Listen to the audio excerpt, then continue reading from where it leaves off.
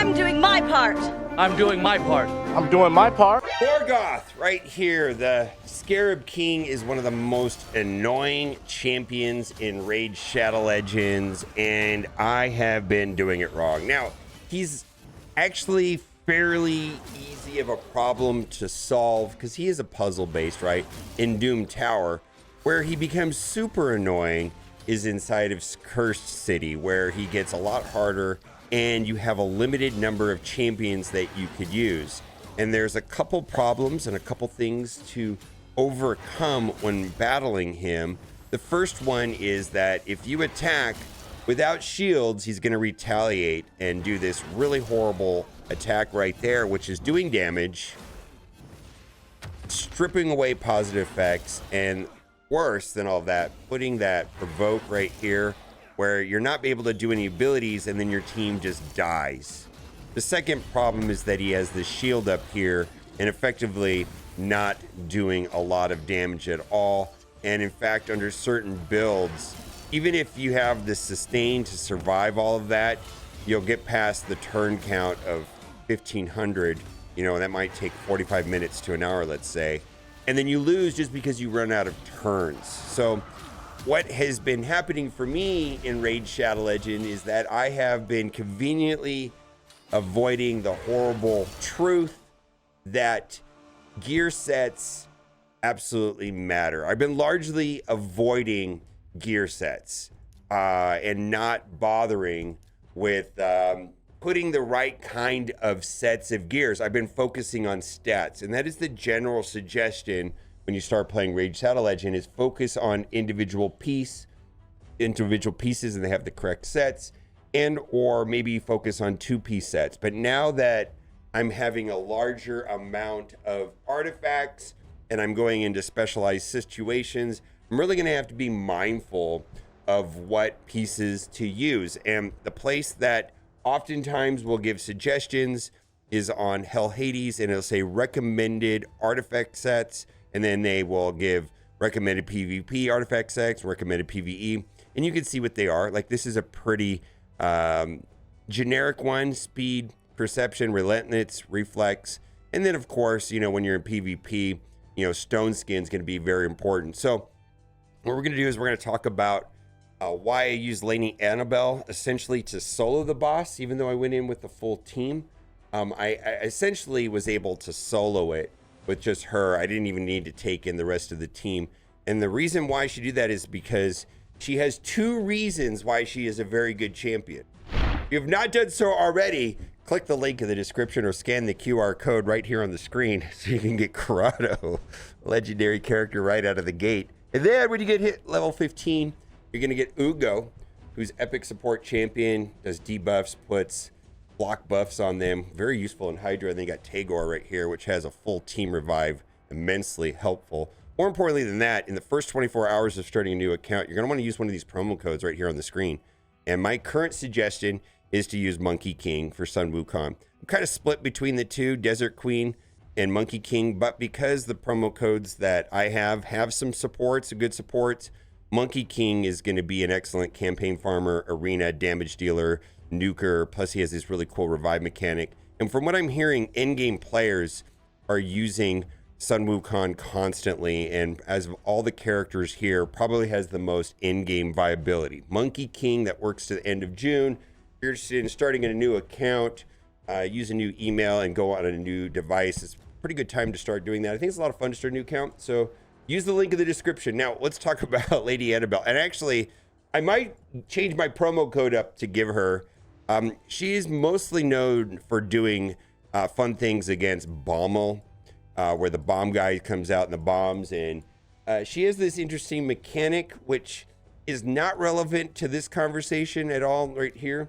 Heals the champion by 50% of their max HP whenever an ally or enemy dies. And so that Bommel guy, when the bombs explode, they're considered enemies and she gains HP, and that's what she is known for. But where we're going with this video is that the Scarab King can be defeated without the kit of the character necessarily having anything to do with it, and it can be beaten with gear. And that's what I essentially did against Borgoth, the Scarab King. Now, she does have one thing in her kit that is super helpful, and that is her basic right here. Attacks one enemy 2 times. Each hit heals the champion by 3% of their max HP. The champion needs to have some sort of sustain, and her kit lends to that. So I don't want to say that all characters could work, but that is a vital component, is that the character needs to be able to survive. Now, there's 2 things that are important when talking about that. Is got to use some sort of, healing set. Immortal is a 2-piece set, and that is becoming one of the more important sets for me as I'm developing out characters. I can't get through this without that. Now, this also lends very well to her kit because it increases her HP, heals by 3% every turn. Then the most important thing about going up against the Scarab King is going to be the accessories. Now, there are accessories that are awarded in clan versus clan, and this is what I was kind of excited about. Now, we lost, but we still got 1 box, and I got 2 rings, and one of the rings was for her faction, and I actually ended up putting one on Kaja right here, Blood Shield ring, and the other one I put on Lady Annabelle right here, Blood Shield ring. Under no circumstances ever sell these. Do not. I sold so many when I started playing the game. I didn't know how important, and the reason why that is when you go into, let's say, like Curse City, it's kind of random who you get to take into battle, and the Blood Shield ring is going to be vital for surviving that attack. Not because of the shield that it gives. That's not the point. Is that when you attack, it applies shield, and then he doesn't get that retaliation. Because the way his kit states is, like, if you attack and you don't have shields, then he retaliates. And then if you have one character on your team attack without shields, it cascades into nonsense, and everybody dies and all kinds of horribleness. This right here stops that from happening. Now, realistically, you need to have everybody on the team do it to make the most efficient attack as possible. But essentially what I did on this particular battle right here with this screenshot here is she soloed the team. All of them died off very early, and she was able to get through it. Now, when I first did this, I was like, okay, I'm surviving. He's not counterattacking. I've got the heals coming in from the basic A1 attack, right? I've got the heals coming in. I've got the heals coming from this. He's not retaliating because I'm using the Blood Shield ring, but I was not doing enough damage. And there's like a 1,500 turn cap, and I was just doing 0 damage at all. And to bypass that, I needed to use this particular set right here, Toxic, 4-piece set with a 75% chance to place a 2.5 poison debuff for 2 turns. So there's a couple ways of doing damage to this guy that might occur in the character's kits, and that's going to be like HP burn, max HP damage, or destroying the HP. And there's a couple characters that have that. Not a lot, but like I think about like the basic right here on her, like something that reads like this: destroy targets max HP. And there's actually a set that does that, I think, destroy. But that's not what we're doing here. What we're doing here is we're putting out the poisons. The poisons actually will do some damage.